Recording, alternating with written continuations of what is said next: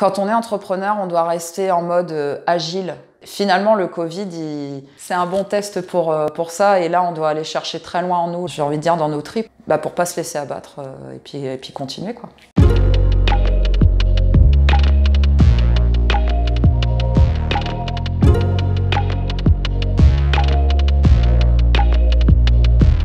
Je m'appelle Justine, j'ai 34 ans, j'ai créé Justine Voyage en 2014. Je me suis fait accompagner donc, par la communauté de communes du Valois pour la création d'entreprise. Quand j'ai créé l'agence, je voulais une agence de voyage différente des autres.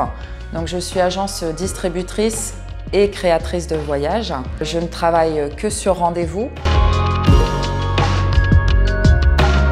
Le monde du tourisme, c'est un monde assez particulier parce que comme on travaille sur le monde entier, forcément, on a toujours des crises parce qu'il se passe toujours quelque chose dans le monde. Et donc, on ne s'inquiétait pas plus que ça.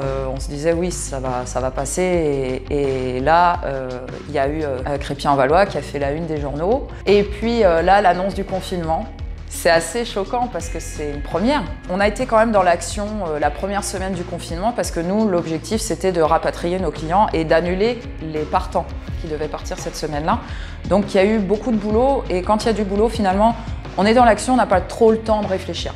L'annonce du prolongement en avril, déjà, c'était un petit peu particulier. Mais comme au mois d'avril, c'est une grosse période de départ, de même que le mois de mai, et que on devait toujours garder le contact avec nos clients. On était toujours dans l'action. Et puis bon, les annonces passent, on nous dit que les frontières vont réouvrir, qu'on va réouvrir les campings, etc. Courant juin. Et là vient la cacophonie européenne.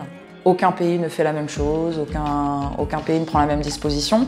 Et là, je me dis, bon, c'est pas une crise comme les autres finalement. Courant août, on a eu des annonces sur le fait qu'on devait être prudent sur la période automnale et hivernale, pas faire de vente. Et puis là viennent les grandes études qui ont été réalisées par Aéroport de Paris, par exemple, par Air France. Et quand on lit ces études-là, on se dit, bon, là, il faut que je réfléchisse à comment je vais faire pour digérer l'impact de cette crise sur mon activité.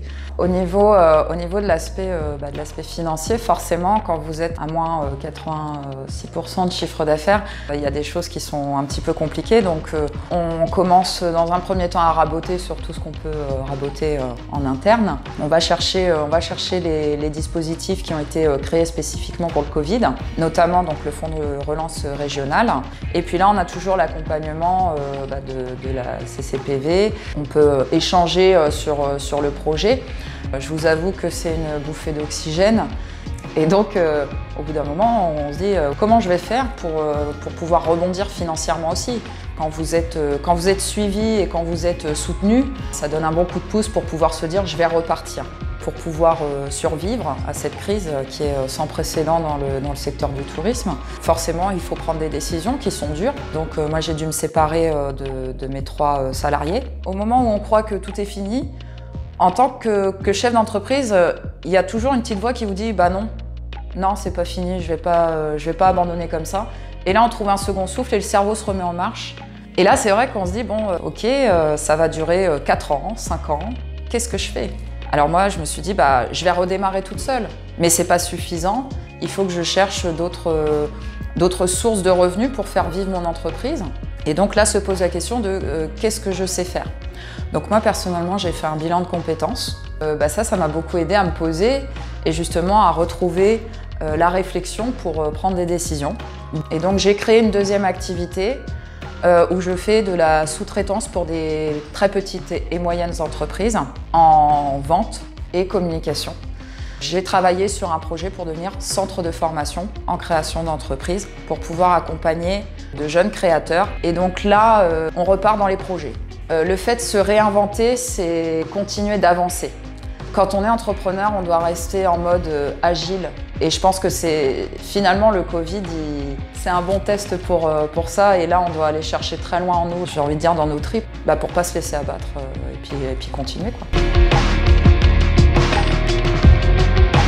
On revoyagera, ça j'en suis intimement persuadée, peut-être d'une manière différente, moins souvent. On va peut-être partir plus sur du tourisme durable, sur des démarches plus solidaires avec les pays. C'est un nouveau challenge quelque part, d'être toujours là pour vivre cette nouvelle aventure, quoi.